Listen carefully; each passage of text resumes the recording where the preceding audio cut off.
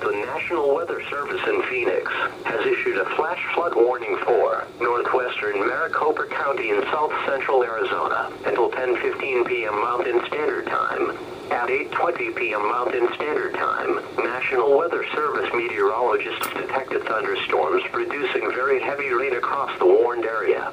Flash flooding is expected to begin shortly.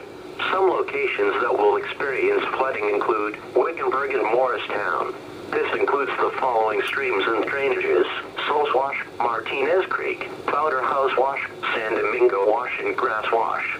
Turn around, don't drown when encountering flooded roads. Most flood deaths occur in vehicles. Repeating, a flash flood warning has been issued until 10:15 p.m. Mountain Standard Time for the following county: Maricopa, Arizona.